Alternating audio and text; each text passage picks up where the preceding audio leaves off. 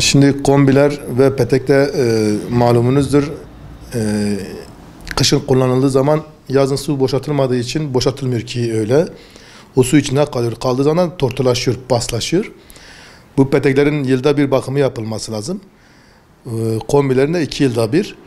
Bunların bakımı ehil olan kişilere yaptırılmak lazım. Hani mesela bazen bakıyoruz binaların kapılarına vuruyorlar işte 80 liraya kombi petek temizliği yapıyoruz. Yani bunlara itibar edilmemesi lazım. Çünkü onlar yaptıkları işlem faydasız bir işlemdir. Bunu bizzat işin ehli olan ustalarda yaptırmaları lazım ve makineyle yaptırmaları lazım.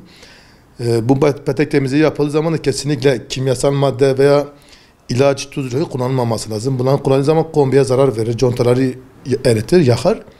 Mesela bazı bayanlar vardır özellikle petek temizliğe girmemek için, evin kirlenmemesi için petek temizliğe hiç girmezler. İşte petekler sökülüp banyoya götürülüp yapılıp temizliği yapıldığı zaman bu evin içi kirleniyor. Haliyle bayanlar da buna rıza göstermiyorlar. Direktmen mesela bizim yaptığımız işlem kombinin altına makineyi bağlıyoruz mutfakta veya balkonda. Direktmen hiçbir oda veya salon hiçbir şey kirlenmeden onun temizliğini yapıyoruz. Ve bu temizlikte yakıtta faydası vardır. Isıya faydası vardır. %20 ile %30 arasında bir ısı farkı vardır. Temizlik mesela ortalama bizim bu bölgede kaloriferlerin, peteklerin yakılması Kasım 15'tir. Kasım 15'ten önce yakılması gerekiyor. Yapılması gereken bir işlemdir. Bunun da Kasım 13, 14 veya 12'de yapılması uygundur yani. İlkbaharda yapılırsa su yine kaldığı zaman yine paslaşır. Ve bir faydası olmaz yani. Bir de merkezi sistemlerde olan şeyler vardır. Mesela olan merkezi sistemde kazan var altta.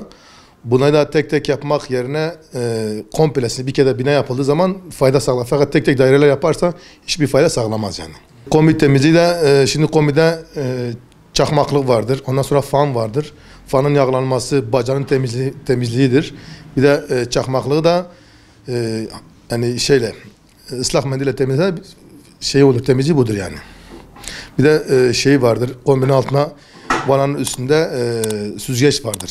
O süzgeci temizlemek lazım.